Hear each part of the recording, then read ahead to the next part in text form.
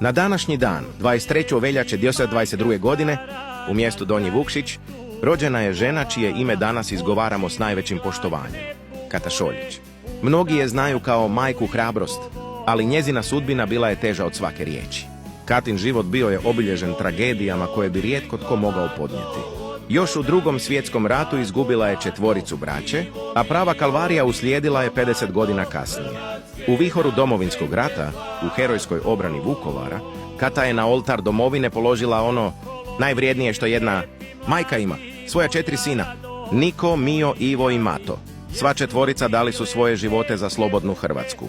Godinama nakon rata ova je majka neumorno tražila njihove kosti, noseći u srcu tugu koju samo roditelj može razumjeti. No, unatoč neizmjernoj boli, iz njezinih usta nikada nije izašla riječ mržnje. Njezina krunica, njezina tiha snaga i nevjerojatno dostojanstvo postali su simbol prkosa i vječne ljubavi. Kata nas je napustila 2008. godine, ali sjećanje na nju ostaje vječno, uklesano u same temelje naše slobode. Danas joj palimo svijeću i kažemo hvala. Hvala za žrtvu, hvala za hrabrost i hvala što si bila majka svih nas. Ako vam se sviđa ovaj video i želite da zajedno čuvamo sjećanje na naše heroje, ostavite like i zapratite ovaj kanal.